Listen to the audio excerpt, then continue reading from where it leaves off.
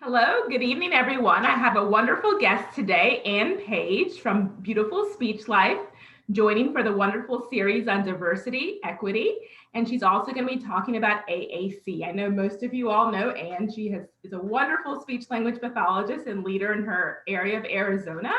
She's an ASHA certified speech language pathologist with a Master of Science degree, and she has done wonderful things throughout the years, blogging on a variety of topics and spoken internationally as well. She has worked as a speech therapist at Title I School for numerous years, and she is currently the Assistive Technology lead serving 19 schools in the Phoenix, Arizona area. She's extremely passionate about AAC and working with children with complex communication needs. And she loves the challenges of finding the best communication support system for her students. And I'm honored to have Ann with us today. I feel like I've known her for a good little bit, but with this online speech community, which is just lovely. So thank you so much, Ann, for joining today. Oh, it's my pleasure. I'm so excited to be here. And yeah, that's the beauty of social media. I feel like even though we haven't met in person, like that we know each other already. Lovely, lovely. So I brought you on today just because I just like to hear different perspectives on the topic of diversity and equity. And I know you're an AAC guru as well. So just wanted to touch on a couple different things here. Can you share just a little bit about your background right now as far as your work as an AAC lead in your area? For the speech Yes. you may not know what exactly you're doing currently. Yeah, for sure. I am in, like you said, I'm in Phoenix, Arizona. I am a speech language pathologist and I serve as the AAC lead in our district, and it is a Title I school. I've been in that district since 2007, and I have been fascinated with AAC since probably 2008. I started working with it in 2007 and was not, well, it was like a love-hate fascination that first year because it was very challenging. But throughout the years, I have found it to be so fascinating, and there's always something else to learn. So I love sharing that with other people and seeing my students be successful and helping other teams have some success with their students. And then the beauty of being in one area for that long is that you have this privilege of being able to bond with families over a long period of time and being able to see your students grow, because I work with kids from preschool to 8th grade. So being able to see them for that many years and see them grow, and sometimes get to work with their siblings or see their siblings in the school, and kind of even be a part of the community has been a wonderful experience for me, and very much a teaching experience for me. Yes, and I think it's lovely to have the continuity, right? To be able to work with the children and families, as you said, over a number of years. So that is really amazing. I know I've worked with children from early intervention, preschool age, school age too. So it's nice, doing school-based and private therapy, just to be able to build the rapport with the families and so forth, and to see them grow over time with their communication skills. Yes, for sure. So the first question I have for you is, how can we advocate for and create diverse materials for AAC users with complex communication needs? Well, I took some notes so that I wouldn't forget anything, because I feel like this is such an important topic that one of the things that we need to consider with our students is to create a climate and an environment for them where we're viewing the child as a whole. Mm-hmm. We're not just looking at their disability or where they need help in communication. We're looking at them as a whole. What environment are they interacting in at school, and then also at home? Because with AAC, of course, if this is going to be a way for them to communicate, they don't stop, or they don't communicate one way at school and a different way at home and a different way in the community. So we need to really consider all of that and make sure that we are taking that into account. We need to definitely include the language that's spoken at home. And I know that years ago that people thought maybe that would be too confusing, since if you're talking about a student that has cognitive impairment, that it's going to be too confusing for them to learn 2 languages plus AAC, but that is not the case. And there are studies that support that. We need to always include their home language, and especially as they get older, if parents don't speak English and parents speak one language, we don't want to alienate their children from them, and we want them to embrace their home life and their culture. So it's really important for us to take that into consideration, and also beyond just the bilingual piece, we want to make sure we're trying to look at different phrases that are appropriate, and sometimes words don't translate directly, so it's there's a lot to consider. And sometimes if it's not a common language and you don't have someone that can directly translate for you, it can be like super challenging, but it's still important. Absolutely. And I would add, definitely, if the family has certain greetings and certain sayings that they say, to make sure that that's included in their devices. And I love what you say about the home language. Here in Atlanta, it's a very diverse area. People might speak Spanish and other dialects and so forth. And it's important to have that, whatever that language, that home language, regardless of if they have a cognitive impairment, they can still be bilingual or trilingual, with an intellectual impairment. So definitely, to honor their culture and their home language, and maybe certain food words that they might say. Yeah, exactly. Or whatever it may be, different things like that, to honor that. Yeah. And then also another thing is that when we're looking at the icons and the symbols on a device, be it a high-tech device, or even if it's a low-tech, if it's like a core vocabulary board or picture symbols, we want to look at skin tones of the symbols. And so now, really, I think it was just within the last year or so that some of the big AAC companies are making it easier for us as SLPs, so that we don't have to go in and reprogram every single little icon and every single little square. On TouchChat and Proloquo to Go, they are really easy to do. I haven't done the Proloquo one, but the TouchChat one, you can change all of the symbols in like 2 minutes, I think. Excellent. And they're making those changes, it's very important. Yeah, it's really exciting. And so, and I know that there are some other companies that are coming on board with that. And then also, we're going to want to consider the voice.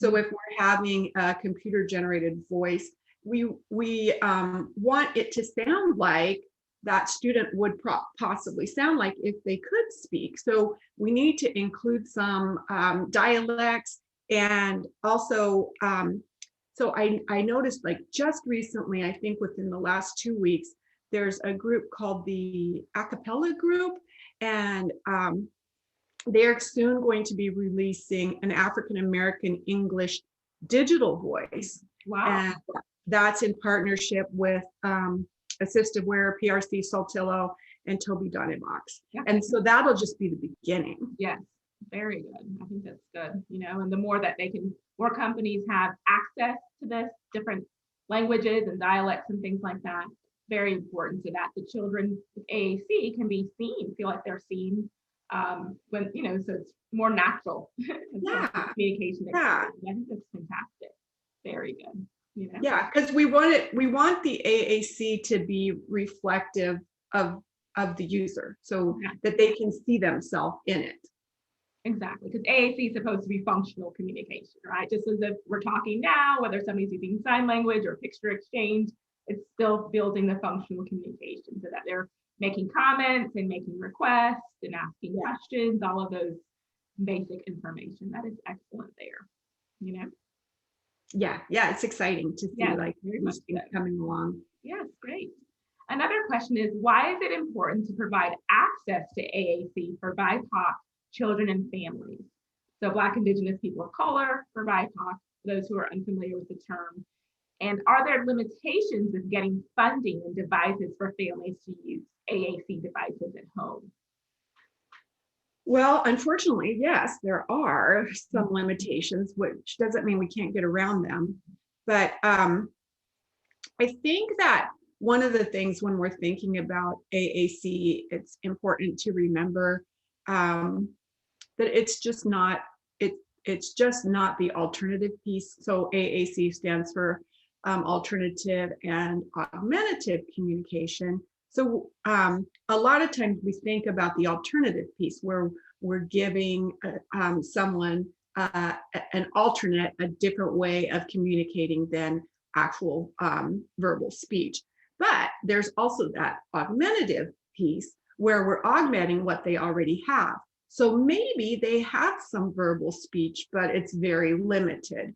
And that we're using AAC maybe as a bridge to help them develop bigger language skills, to start developing that receptive language, or to have when they're having a communication breakdown, or when sometimes for students with autism, if they're under times of great stress or having some sensory issues, then maybe using the visual is easier for them than using the verbal speech. So it's super important for us to not wait on the AAC and to get that into the kids' hands as soon as we think they need it, so that they can be building those important language skills and not be behind.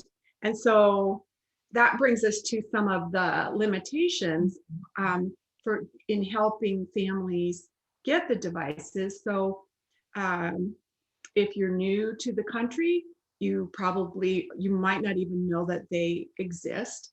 And then you might not know the services that are available. And you might not have a translator available for you to even ask for the services. So helping people understand to make sure that they're working with their school team to kind of help them and support them in that journey. And there can be, like, so say, for example, if you're trying to get funding for a device here in Arizona, they go through Medicaid. You can go through Medicaid and the Department of Developmental Disabilities. And sometimes that can involve a lot of red tape, a lot of Bureaucracy. Unfortunate. a lot of phone calls. And so when you add all that to, a lot of times some of our families are, if they have any other kind of family stress going on, then it's just one more thing on top of that. So that can be another barrier. And sometimes families aren't aware of their rights. Like parents aren't aware of their rights to speak out and ask for things for their children, and their access to FAPE, like that kids can have a free and appropriate public education. They might not know that. So there's like kind of all of those things that can stand in the way. And I have seen those things stand in the way for a lot of students, which is really sad. And that's great when they have somebody like you, Anne, and other speech therapists who are working with children with AAC, that we can advocate for them in the school system or privately. We can advocate for them, find the right numbers, in your area, your county, that you can call if you're working with kids. In the past, I don't have any children currently that I'm working with AAC needs, but once you are, the right numbers to call, and to make sure that you can get the devices. And a lot of times in the school system, it's provided complimentary, once they have an AAC evaluation and so forth, and it's be necessary. You may not be able to dictate the type of device they get, but the style and and things like that. If it's more of a high-tech device like an eye adapter from the iPad or something like that. Yeah, and just the fact that if they need AAC to access their education, then it is the school's job to provide it. Yeah, and definitely, and basically for all children, and especially BIPOC children, if they're in a Title I school or a higher income family, they just need access. Just like all children need access, we need to make sure that the Black children, Hispanic children, Asian children, all children have access to AAC, that there's no limitations and there's no disproportionality with getting access to whatever type of device. If they need a Big Mac switch, I remember back in the day, if it was more severe and profound, I remember you'd program those one Big Mac switches and things like that. But whatever is necessary, we need to make sure that the kids, whether it's a child or an adolescent in high school or so forth, has access, Yes, and then the other thing that made me think of is that their AAC changes with them as they grow, because sometimes they got something, if they got a Big Mac and now they have more capability and they could do more, then we need to make sure that they have access to that. Or if their device is too old, or if it gets broken, which are things that happen all the time. Those are things that we need to do. We need to advocate for them, keep that connection with the parents and help them to get what they need for their children. Yes, and I even think about in the school, so making sure the teachers and the paraprofessionals, making sure that whatever the device is not in the closet. I know you advocate for that a lot. So making sure all the team members know how to use the device, regardless of if it's picture exchange or other devices, make sure that they know how to help facilitate it with the students when you are not in the room as a speech therapist or mentor or so forth. That's very important. So access, that the children have a device, and also that the teachers and parapros are able to help facilitate that as well. Yes, yeah, that is super important and really key to the success of the child being able to use AAC. Absolutely. Good information. You know so much on this topic, which is excellent. What are 3 ways, Anne, that SLPs and special education teachers can effectively increase the language and literacy skills of AAC users? Now, I'm very big on literacy embedded in everything, and I love language therapy. That's my favorite language therapy. But for complex communication, children with those needs, it's equally as important, regardless of what level, whether they're moderate, ID, or profound or severe. So what are some of the best practices, tips in that capacity? I agree. Well, we talked a little bit about modeling and the importance of modeling. And for people that are not familiar with what that means, that just means that whatever communication system we are asking the child to use, we are going to use it as well. So we are going to show them, if we are asking them to select symbols on a speech generating device, then we're going to do that too. Like ideally, if they have a device and we have a device, that will be lovely. That doesn't happen it doesn't happen in my world very often, but still you do what you can. And so you're modeling, or even if it's just like a core vocabulary board, you're still touching the symbol and holding the point so that they can see it. And then the literacy piece is that when you're doing, like, say if you're doing a visual schedule, which is really important for our students, because a lot of the kids with complex communication needs usually can't read, but they can have literacy skills. They can recognize what words are. And so you're going to put words on their symbols, and they can have letter awareness and understand, like play with letters, have like the magnet letters, write their name. If they can't hold a pencil, there's all different ways that you can manipulate letters or use a keyboard, or figure out ways that they can understand letters. And then give them the gift of story for sure. Like have some active engagement in books. So you've got to find a way, you have to be creative and make it fun. So sometimes a student, if they've been read to in a boring way, they are like, I've had this happen with some kids. They're like, okay, the minute you open a book, they think it's time to go to sleep. And so you have to change that and figure out a way to make it fun and exciting, like be animated, bring in puppets, use like Tar Heel Reader or some of the interactive books, use Velcro pieces so that they can have a piece to put on there. For sure, it's all about like not being boring and making it fun and having them buy in, and then where they understand that the power of stories. And I can't imagine being a person that would have to live without that.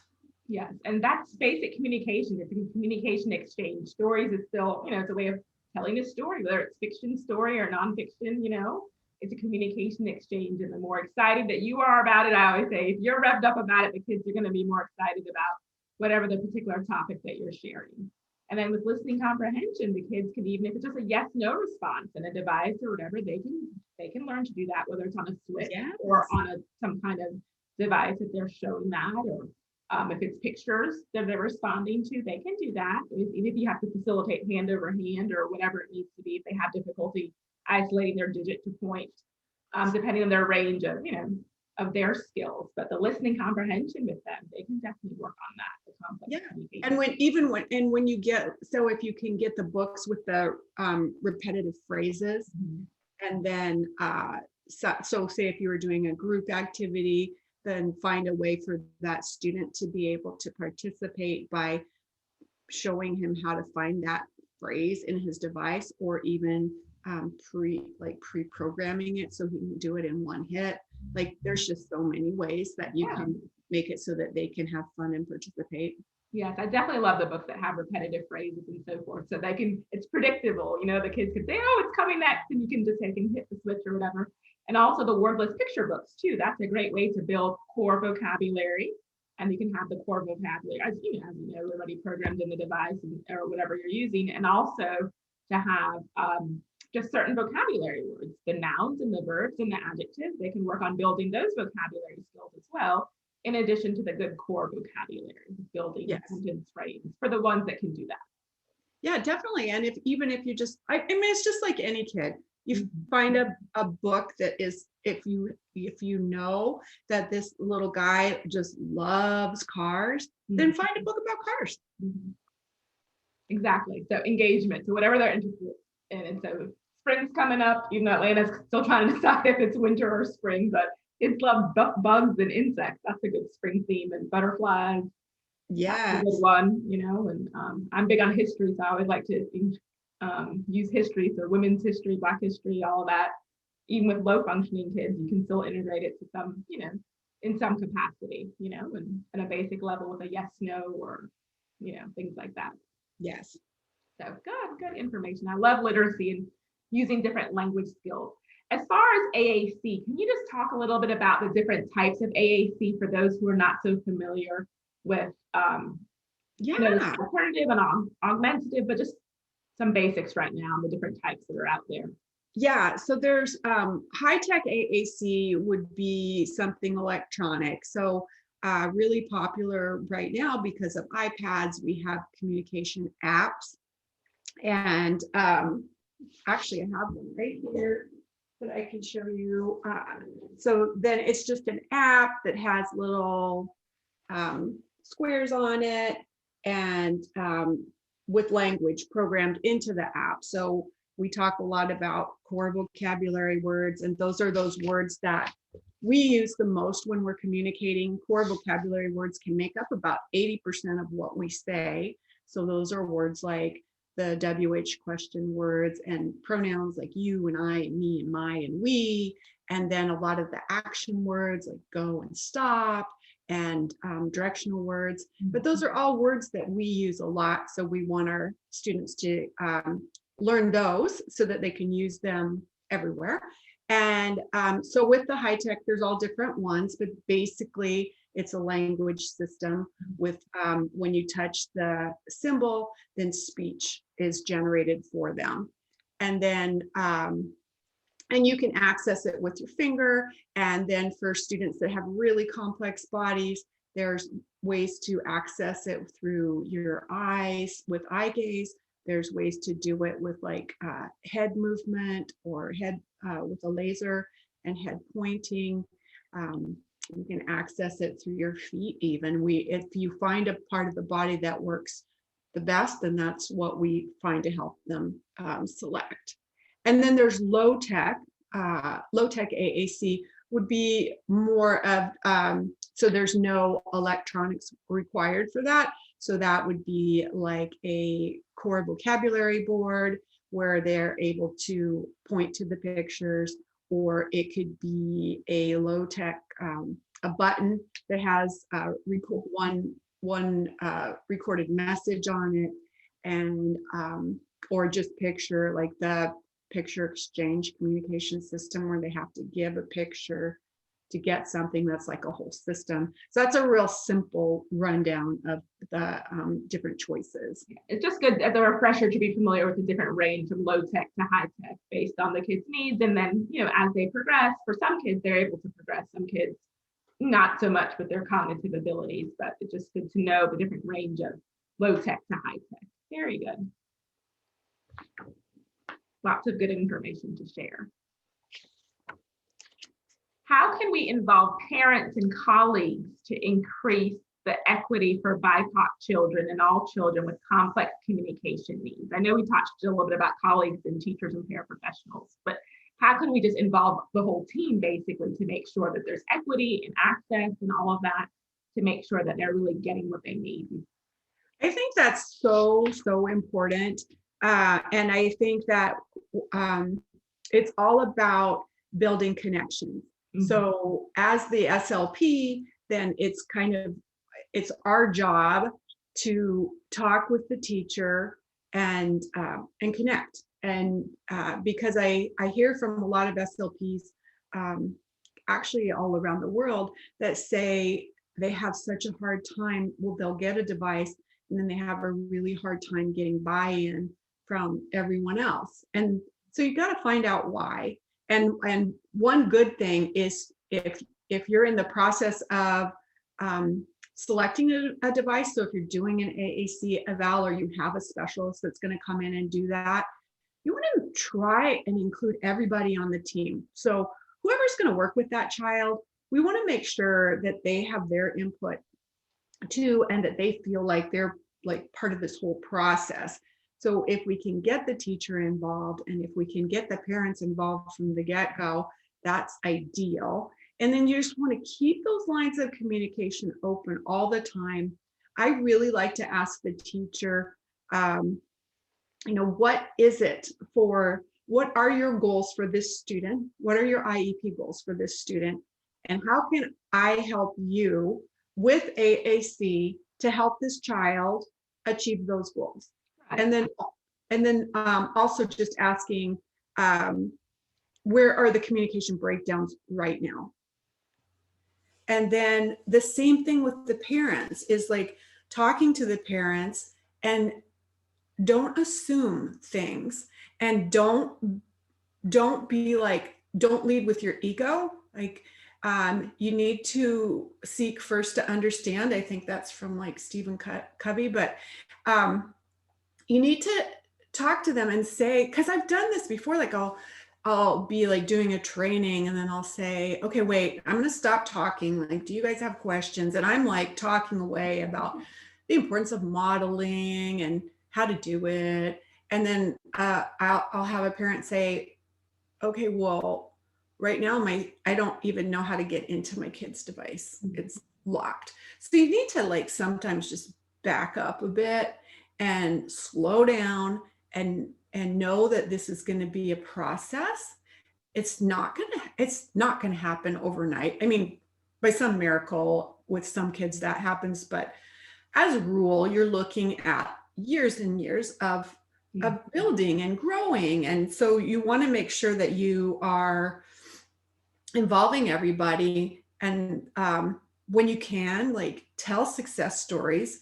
Because I had someone ask me the other day, she said that a teacher, it was an SLP, and she said that a teacher asked her, have you ever seen a student with complex communication needs actually be successful on the device? And I'm like, oh, that is so sad that they would have to ask that question.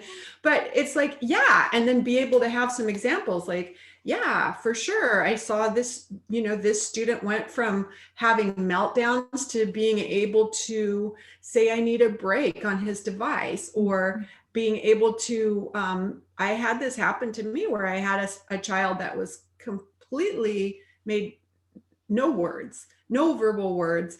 And we put a device in front of him, and with a little bit of modeling, he knew so many words. It was amazing. He could say the names of all his classmates, his teacher. He labeled everything in that classroom. So it happens. And so we have to share those stories and get people excited and inspired, and seeing the possibilities instead of, oh, that's not going to work. That's just another thing that's not going to work. It's our job to make them see what can work and what could happen for these children. I love what you say about showing examples and sharing success stories about, families and children that have been successful with using AAC, and then modeling for the parents to let them know that, it may be new now, it may be hard to figure out how to open the device. What do these buttons mean? What do these symbols mean? But once you show them and model it for them, it can be, show them that it's possible, and it will take some time, but little by little, you're there to support them and the teachers and so forth, that it is possible, and their child can learn to communicate within their capacity, and even sometimes outside of what you think they're able to do, with these complex, they can surprise you, and they will for sure. So I think that's excellent. And it's very important to get the parent buy-in. And then when you can actually get a device home, that's even great, because then you get the continuity there. So it's not just at school that the child has a device, but it's at home. So when that's available, because of course we don't want it just locked away, at the end of the school day, when it's possible to go home. Yes, for sure. Very important as well, which is good, How has your personal and professional experiences enabled you to provide more culturally responsive services for children and families in your area? I think that goes back to the listening piece. Again, I really like to, and that's part of my personality too. I'm not like, I'm never the loudest person in the room. I'm not the one that jumps in and tells people what to do. I'm more of a person that kind of watches and I don't go in thinking I know everything. I like to sit back and kind of let them show me who they are.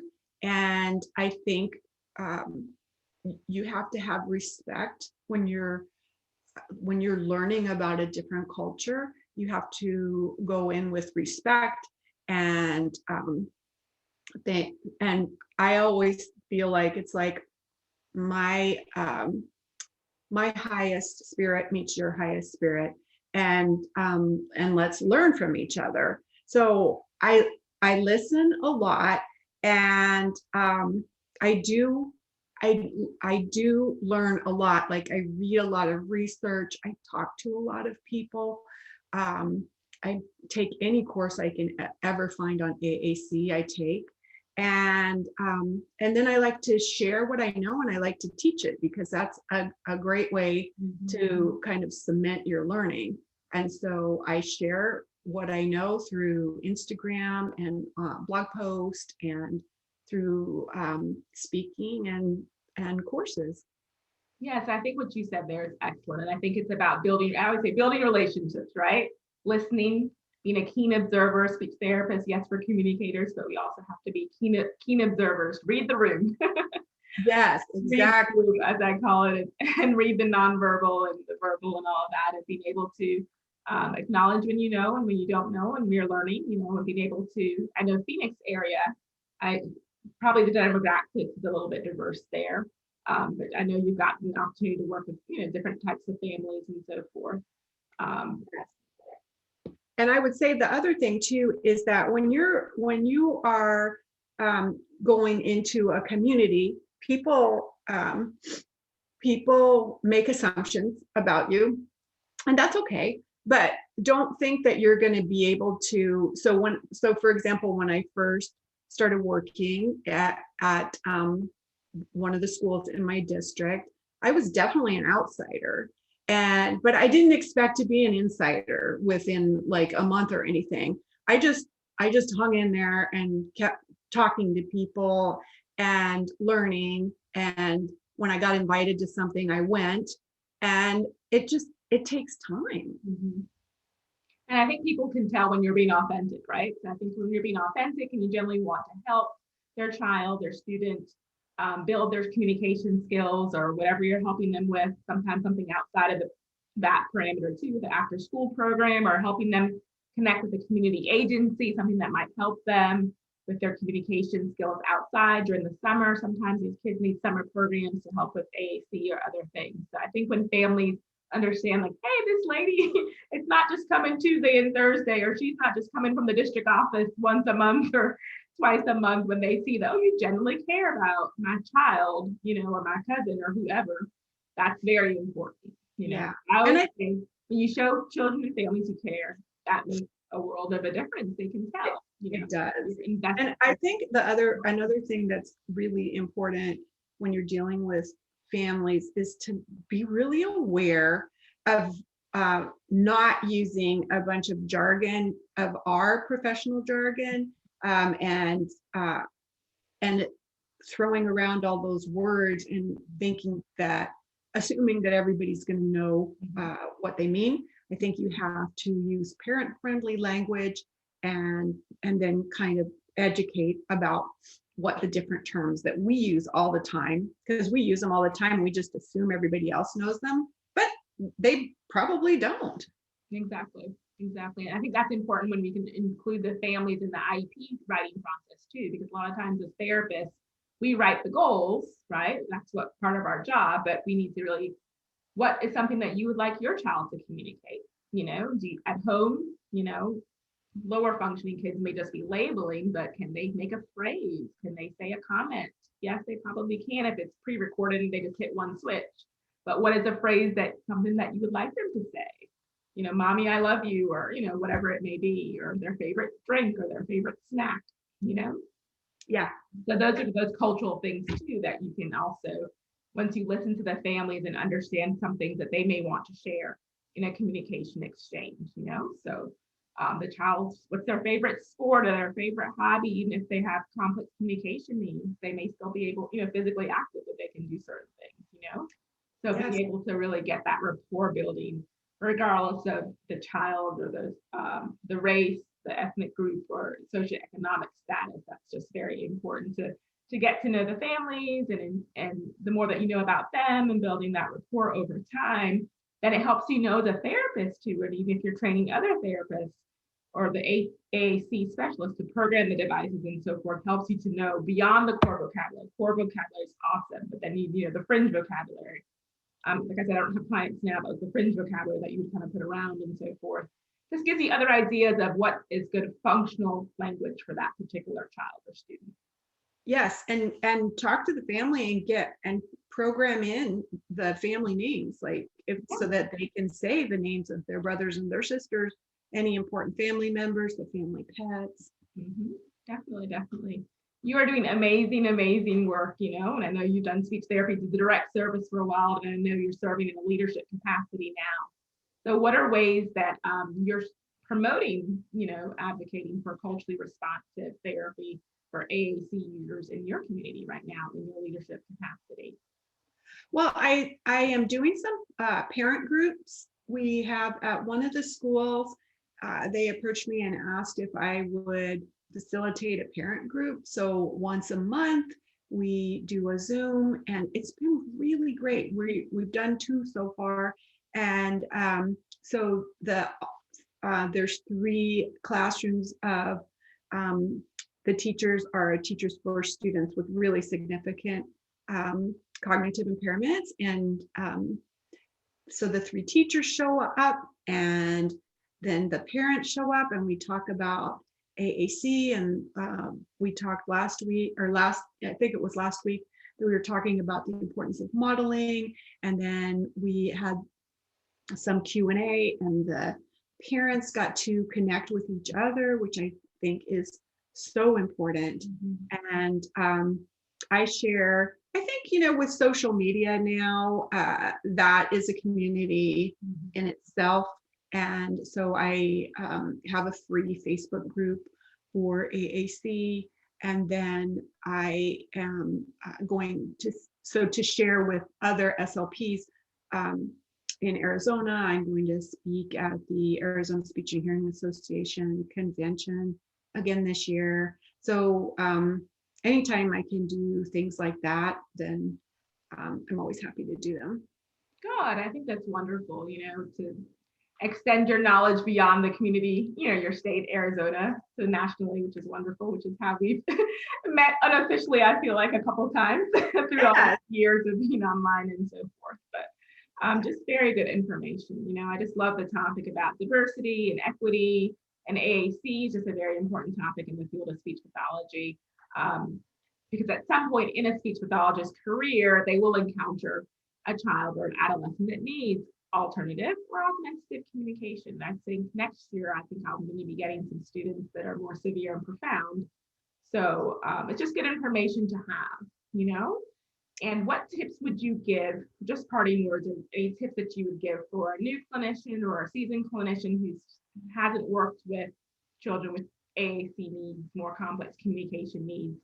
If you would say like two tips right off the bat with how would they get started, with I would say best practices for getting started with building their skills. I would say for sure take some courses.